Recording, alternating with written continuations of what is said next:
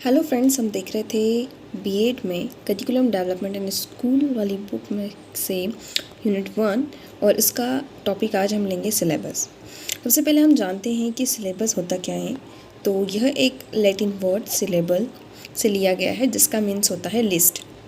या हम देखें तो सिलेबल का मीन्स होता है टीचिंग लर्निंग आइटम्स या मटेरियल या इक्विपमेंट या एवोल्यूशन टूल। तो ये सभी इसके मीनिंग होते हैं। तो यहीं से सिलेबस को अगर हम देखा जाए तो ये एक ओवरऑल प्लान है किसी भी लर्निंग प्रोसेस का। अगर हम किसी साइंटिस्ट की तरफ से देखें तो जैसे कि क्रियोलो हैं, उन्होंने दिया है कि syllabus has been defined as the description of the content of instruction and the order in which they are to be taught. तो उन्होंने कहा कि जो सिलेबस है वो एक डिस्क्रिप्शन है किसी भी कोर्स का, ठीक है, कि वो किस प्रकार से पढ़ाया जाए, किस ऑर्डर में पढ़ाया जाए। वैसे ही विडोवसन है, इन्होंने कहा है कि syllabus is a general plan of activities that can be applied in a class to facilitate the learning process. तो लर्निंग प्रोसेस को और अच्छे से कंप्लीट करने के लिए जो प्लान ऑफ एक्टिविटीज़ होती है, प्लान ऑफ एक्टिविटीज़ अप्लाई की जाती हैं, उसी को हम क्या कहेंगे, सिलेबस कहेंगे। तो ये थे सिलेबस की कुछ डेफिनेशंस एंड उसका जो कंसेप्ट था वो मैंने आपको यहाँ पे कुछ वर्ड्स के थ्रू बताया। एंड हम इसके साथ साथ और भी कई डेफिनेशंस पुट ऑन कर सकते हैं अलग अलग साइंटिस्ट की। नेक्स्ट थिंग हम देखते हैं इसमें कैरेक्टरिस्टिक कि क्या क्या कैरेक्टरिस्टिक्स हैं सिलेबस की। सबसे पहले स्पेसिफिकेशन है किसी भी वर्क का पर्टिकुलर डिपार्टमेंट में। ओके, डिपार्टमेंट कैसा, स्कूल का डिपार्टमेंट हो सकता है, कॉलेज का डिपार्टमेंट हो सकता है, इसलिए हमने सिर्फ डिपार्टमेंट तक का ही पॉइंट रखा। देन ये छोटे छोटे टुकड़ों में ब्रेक डाउन हो जाता है ताकि डिफ़ाइन कर सकें पर्टिकुलर ग्रुप के लिए क्या वर्क है। तो ये भी एक सिलेबस की कैरेक्टरिस्टिक है। देन ये लिंक्ड रहता है टाइम से, सेमेस्टर से, टर्म्स, वीक्स, कोर्सेज, इन सभी टुकड़ों में वो बटा हुआ रहता है। और ये जो हमारा पूरा कोर्स है उसे एक सीक्वेंस प्रोवाइड करता है और साथ ही साथ में ये स्पेसिफाई करता है कि हमें क्या पढ़ाना है। तो ये सारी चीज़ें जो हैं वो एक सिलेबस की कैरेक्टरिस्टिक्स मानी जाती हैं। देन हम ऑब्जेक्टिव्स देखेंगे। तो सिलेबस एक कॉन्ट्रैक्ट की तरह है, क्योंकि इस कॉन्ट्रैक्ट की तरह किस प्रकार है कि ये हमें क्या बताता है, रूल्स बताता है और ये बताता है कि किस प्रकार से सेमेस्टर कंप्लीट करना है, क्या ड्यूरेशन होना चाहिए, हमें हमारी रेस्पॉन्सिबिलिटीज़ बताता है, प्रोसीजर्स बताता है, कोर्स की पॉलिसीज़ बताता है। उसी प्रकार ये एक परमानेंट रिकॉर्ड की तरह भी है, क्योंकि सिलेबस के अंतर्गत हम कई प्रकार के डॉक्यूमेंट्स बनाते हैं बहुत, और ये इन्फॉर्मेशन भी देता है कि इंस्ट्रक्टर जो है वो किस प्रकार से इवैल्यूएशन करे, कोर्सेज़ क्या हैं, इसका प्रोग्राम क्या है, इस प्रकार की सारी चीज़ें देता है। तो इस वजह से हम इसे बोलते हैं as a permanent record. Then third है हमारा एज अ लर्निंग टूल। तो ये हेल्प करता है स्टूडेंट्स को और इफ़ेक्टिव लर्निंग में और फोकस करता है स्टूडेंट्स पे कि किस प्रकार से एक वो इफ़ेक्टिव लर्नर बन पाए। साथ ही साथ में इंस्ट्रक्टर को स्टूडेंट्स को इन्फॉर्म करता है टीचिंग, लर्निंग और उनके कंटेंट एरिया के बारे में।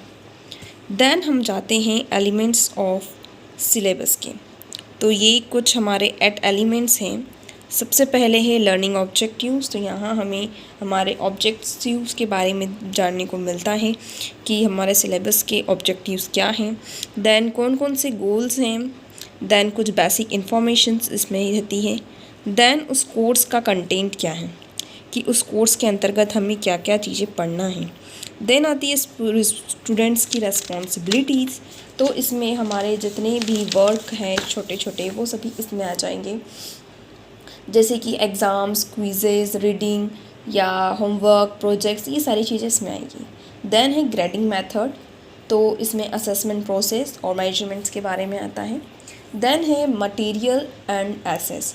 तो इसमें कोर्स से रिलेटेड क्या क्या टेक्स्ट होगा, क्या क्या रीडिंग होगा, या कोर्स पैक्स कैसे होंगे, कैसे हम मटेरियल्स को एक अच्छे इंस्ट्रक्शनल टेक्नोलॉजी से जोड़ सकें, और साथ ही साथ में जो एडिशनल रिसोर्सेज हैं, स्टडी ग्रुप्स हैं, ये सब चीज़ें इसके अंतर्गत आएगी।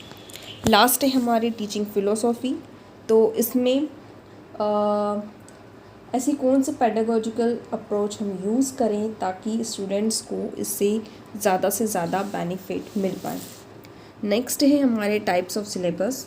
सबसे पहले स्ट्रक्चरल या फॉर्मल, ये टॉपिक्स के अकॉर्डिंग, कंटेंट के अकॉर्डिंग अलग अलग फॉर्म्स और स्ट्रक्चर पे बेस्ड, ग्रामेटिकल हो गया या लैंग्वेज कैसी पढ़ाई जाए, इन सब पे बेस्ड होता है, उसको हम स्ट्रक्चरल कहते हैं।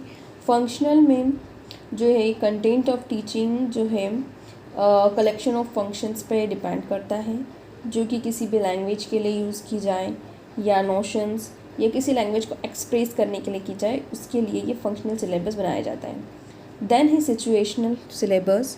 तो सिचुएशंस कैसी भी हो सकती हैं, आई मीन रियल और इमेजिनरी, दोनों सिचुएशन को यूज़ करके जब सिलेबस बनाया जाता है तो इसे सिचुएशनल सिलेबस कहते हैं। देन है स्किल बेस्ड, जो मेनली स्किल्स पर डिपेंड रहता है। देन आता है हमारा टास्क बेस्ड, जिसमें टास्क की सीरीज़ रहती है, जिसको कंप्लीट करने पर जो स्टूडेंट है वो बहुत कुछ सीख पाते हैं। देन आता है कंटेंट बेस्ड, जो मेनली कंटेंट पे ही बेस्ड होता है। और लास्ट है मिक्स्ड। तो आजकल ये मिक्स टाइप है, जिसमें जो ये हमने 6 पॉइंट्स देखे, 6 टाइप्स देखे, वो सारे इसमें मिक्स होते हैं। देन कुछ फंक्शंस है हमारे सिलेबस के। तो सिलेबस फैमिली बनाता है स्टूडेंट्स को कोर्स के बारे में, इंफॉर्मेशन प्रोवाइड करता है स्टूडेंट्स को ऑब्जेक्टिव्स के बारे में कोर्स के। देन क्रिएट करता है एक सेंस ऑफ अंडरस्टैंडिंग, और साथ ही साथ में सिलेबस एक कॉन्ट्रैक्ट की तरह काम करता है इंस्ट्रक्टर और लर्नर के बीच में। साथ ही साथ ये इनकरेज करता है एक्सपेक्टेशंस असाइनमेंट और ग्रेड एलोकेशन के लिए। लास्ट टॉपिक है हमारा यहाँ पे, हमने करिकुलम पढ़ा और स्कूल पढ़ा, दोनों ही चीज़ पढ़ी, तो इन दोनों में डिफरेंस क्या होना चाहिए।